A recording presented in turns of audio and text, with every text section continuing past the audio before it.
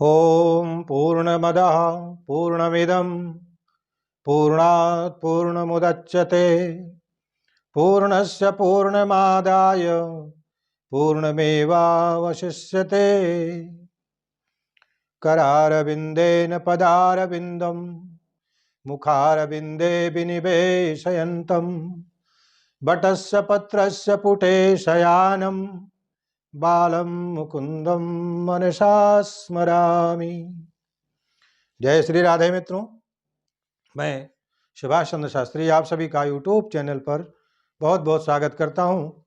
मित्रों, एक कदम अध्यात्म की ओर, इस अंक में हम एक बार फिर उसी दिशा में बढ़ते हैं जहां जनक जी को अष्टावक्र जी महाराज उपदेश कर रहे हैं, आत्मबोध का ज्ञान करा रहे हैं। पिछले अंक में आपने सुना, अष्टावक्र जी ने जनक जी महाराज को बताया कि तुम इंद्रिय नहीं हो, इंद्रियों के विषय नहीं हो, तुम पंच महाभूत नहीं हो, तुम शरीर नहीं हो,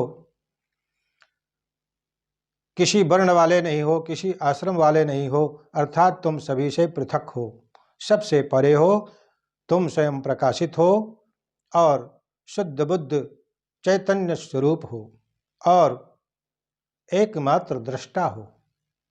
तुम्हें कर्म का कोई प्रभाव लिप्त नहीं हो सकता। अब आगे इसी क्रम में महर्षि कह रहे हैं, एको विशुद्ध बोधोहम इति निश्चय बन्हिना प्रज्वाल्या ज्ञान गहनम बीत शोकः सुखी भव। अर्थात महर्षि कहते हैं कि मैं एकमात्र सभी प्रकार के विकारों से परे ज्ञान रूप हूँ, ऐसा निश्चय कर लो और इस निश्चय रूपी अग्नि से अज्ञान के घने विशाल वन को जला करके भस्म कर दो। अर्थात जो अज्ञान रूपी वन है उसको अपने ज्ञान रूपी अग्नि से जला करके भस्म कर दो और सभी प्रकार के शोकों से मुक्त होकर के सुखी हो जाओ। इस बात को पहले ही संकेत किया जा चुका है। महर्षि के उपदेश के दो पक्ष हैं, एक तो करने को लेकर और दूसरा न करने को लेकर। करने वाला पक्ष है औषधि के रूप में, जबकि न करने वाला पक्ष पथ्य की तरह रोग निवृत्ति के रूप में बताया गया है। अर्थात परहेज दोनों ही जरूरी है, दवा भी जरूरी है और परहेज भी जरूरी है। अब महर्षि दूसरा निश्चय करने को यहाँ पर कहते हैं कि तो संसार के विषयों को छोड़ करके अपनी पहचान कर, तुझसा दूसरा कोई नहीं है, तू विशुद्ध है, विशेष रूप से शुद्ध है, तेरी पावनता से सब पावन हो रहा है, तेरे अंदर कोई विकार नहीं है, तू ज्ञान रूप है। प्रकाश का अंधकार से क्या लेना, कुछ नहीं। ज्ञान में अज्ञान का कोई काम नहीं है, कोई प्रयोजन नहीं। इस प्रकार का निश्चय करके और इसी निश्चय रूपी अग्नि के द्वारा संशय रूपी घने जंगल को तुम जला करके भस्म कर दो और सुखी हो जाओ, क्योंकि दुख के तो कारण यही है। एकः विशुद्धः बोधः, अर्थात तुम एक हो और विशुद्ध ज्ञान स्वरूप हो। यहाँ पर महर्षि ये समझाना चाहते हैं कि सजातीय विजातीय तथा स्वगत कोई भी भेद नहीं है, तुम इन सभी भेदों से रहित हो।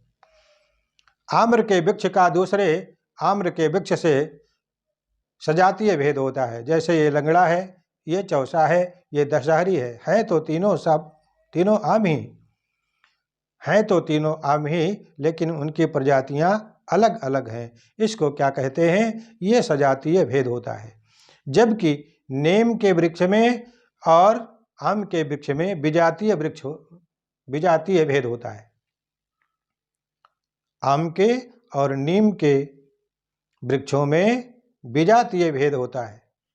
महर्षि कहते हैं कि यहाँ पर स्वगत भेद या सजातीय या विजातीय कोई भी भेद तुम्हारे अंदर नहीं है। तू एक आत्मा है, तुझ जैसा दूसरा कोई नहीं है, अर्थात दूसरी कोई आत्मा नहीं है, न ही कोई विपरीत गुणों वाली आत्मा है, और तेरी अपनी शाखाएं प्रशाखाएं भी नहीं हैं। तुम्हारा कोई विभाग भी नहीं है। इस तरह तू अकेला है और एक है, ऐसा समझ लो। ज्ञान अग्निरूप है। जिस प्रकार अग्नि वृक्ष के साथ उसके फल फूल सभी को जला देती है, उसी प्रकार ज्ञान अज्ञान के बीजों के समेत उसको जला करके भस्म कर देता है, अर्थात पुनः कोई संभावना नहीं रह जाती, सबको भून देता है। बीज दिखाई तो देता है लेकिन वह सब निष्क्रिय हो जाता है। इसीलिए तुम अपने ज्ञान रूपी अग्नि से सारे संशय रूपी वन को जला करके समाप्त कर दो और तत्क्षण सभी द्वंद्वों से मुक्त होकर के सुखी हो जाओ। अब आगे फिर कहते हैं, यत्र विश्वमिदं भाति कल्पितं रज्जु सर्पवत् आनंद परमानंदः सबोधस्त्वं सुखं चर। महर्षि कहते हैं कि जिस आनंद परमानंद व ज्ञान रूप अधिष्ठान में यह संसार प्रतीत होता है, ठीक उसी तरह जैसे कि रस्सी में सर्प, वह अधिष्ठान रूप तुम हो। इसीलिए सदैव परम सुख में रहो, परम सुख में विचरण करो। कार्य कारण सिद्धांत के आधार पर ही इस स्थूल जगत की कारण रूप किसी सत्ता को स्वीकार किया गया है। उसे कोई ईश्वर कहता है, कोई अल्लाह कहता है, कोई गॉड कहता है, नाम उसके अनेकों हैं, लेकिन मूलतः वह एक ही है। वेदांत ग्रंथों ने इस संदर्भ में गंभीरता से विचार किया है। इस सृष्टि को यदि घट माने तो परमात्मा उसके प्रति कैसा कारण है, समझने का प्रयास करें। जैसे कुम्हार की तरह या मिट्टी की तरह। कुम्हार चेतन तो है पर व्यापक नहीं, जबकि मिट्टी जड़ है, उससे स्वयं घट रूपी कार्य का निर्माण होना संभव नहीं हो सकता, लेकिन वह घट रूपी कार्य में व्यापक रहता है। और फिर सबसे बड़ी बात, दोनों को एक दूसरे की अपेक्षा है। अगर घट बनाना है तो मिट्टी चाहिए, और मिट्टी है तो ही घट बनेगा, और जहाँ घट है वहाँ मिट्टी का रहना परम आवश्यक है। दोनों एक दूसरे की अपेक्षाकृत होते हैं। ऐसी संरचना को सिद्ध करने के लिए जरूरी है कि दोनों को माना जाए। पारिभाषिक शब्दावली के रूप में घट के प्रति कुम्हार निमित्त कारण है, जबकि मिट्टी यहाँ पर उपादान कारण है। वेदांत के ग्रंथों में उदाहरण दिया गया है कि परमात्मा ने जगत सृष्टि मकड़ी की तरह की थी। जैसे मकड़ी स्वयं से जाले को उत्पन्न करती है और उसे अपने में ही समेट लेती है, उसी प्रकार परमात्मा स्वयं से जगत की सृष्टि को उत्पन्न करता है और फिर स्वयं में सारी सृष्टि को समेट लेता है, लय हो जाता है। और वेदांत ग्रंथों में पुनः परमात्मा को ब्रह्म कहा गया, जो अभिन्न निमित्त उपादान कारण कहा जाता है। अब इसकी व्याख्या कुछ इस तरह भी की जा सकती है कि यह जगत ब्रह्म का परिणाम है। ब्रह्म जगत के रूप में परिणत हो गया, अर्थात बदल गया, ढल गया। जैसे दूध में अगर खट्टा डालो तो वह दही बन जाता है, दही के रूप में दूध परिणत हो जाता है। कैसे? अब दूध दही बन गया, लेकिन अब दही जो है दोबारा दूध नहीं बन सकता। जगत यदि ब्रह्म का परिणाम है तो जगत से ब्रह्म रूप होना संभव नहीं है। उसी प्रकार से महर्षि समझा रहे हैं। महर्षि ने अर्थात अष्टावक्र जी ने इन दोनों से अलग जगत के स्वरूप को देखने की दृष्टि दी है। यह वेदांत का व्यावहारिक पक्ष है। आइए अब हम रस्सी में सर्प के विषय में थोड़ा उदाहरण लेकर के जानने का प्रयास करते हैं। इस बात को समझें कि अंधकार और प्रकाश के मिश्रण में ही भ्रम होता है, जहाँ ना एकदम उजाला हो और ना एकदम अंधेरा हो। और वहाँ पर ऐसे स्थान पर एक रस्सी पड़ी है। अब दूर से उसको देखा तो है यद्यपि रस्सी, लेकिन उस रस्सी में सर्प का भ्रम हो गया। अरे ये तो सर्प लगता है। और जैसे सर्प का भ्रम हुआ, भय उत्पन्न हुआ। यह दिखा कहाँ? जहाँ प्रकाश और अंधकार दोनों स्पष्ट नहीं है, अर्थात एक तरह से बराबर दिखाई भी नहीं देता।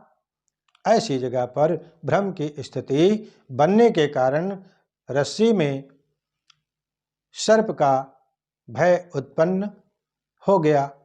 अब उसी से व्यक्ति डर गया। सर्प को कभी कहीं देखा था,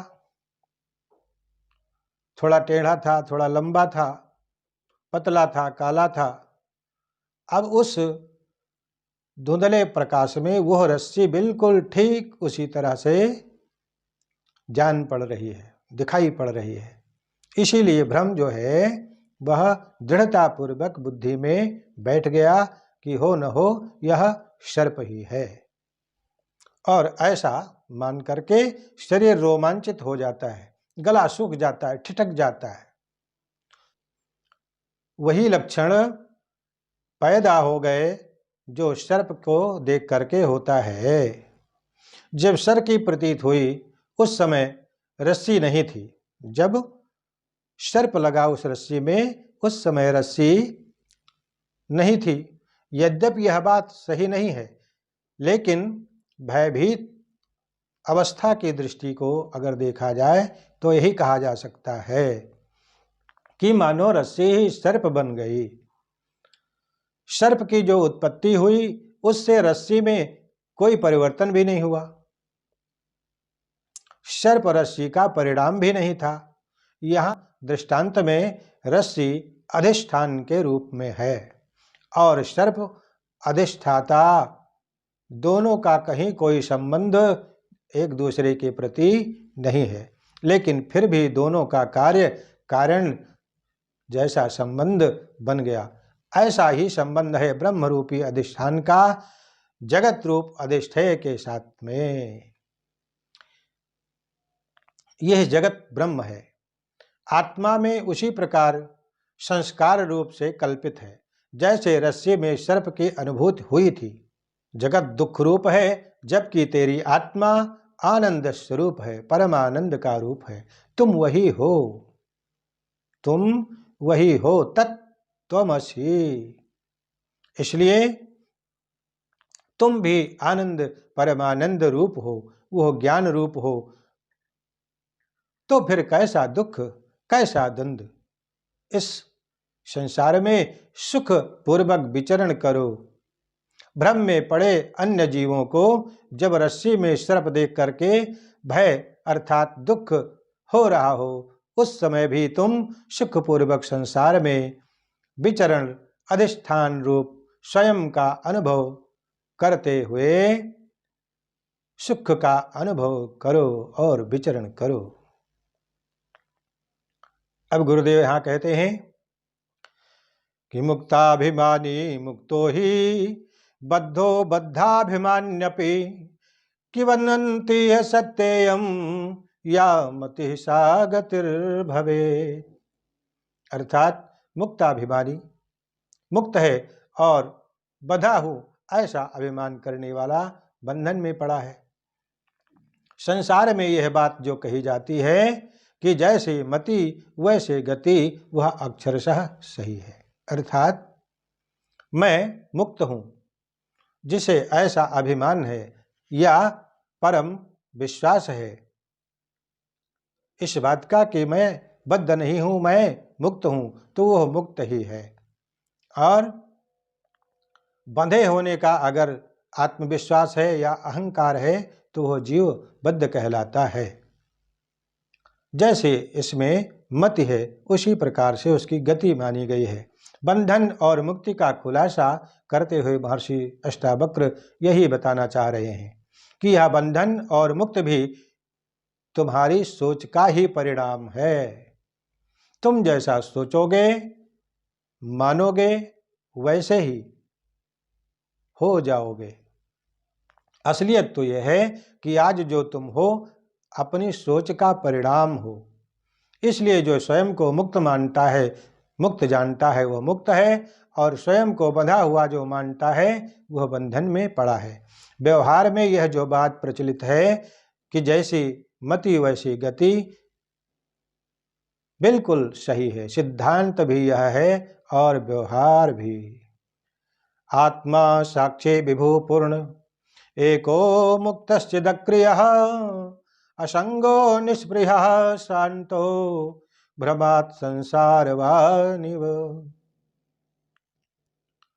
जीवात्मा असल में आत्मरूप है, साक्षी है, व्यापक है, पूर्ण है, अद्वितीय है, मुक्त है, चैतन्य रूप है, सभी प्रकार की प्रक्रियाओं से परे है। यह न क्रिया करता है और न ही इसमें क्रियाएं घटती हैं।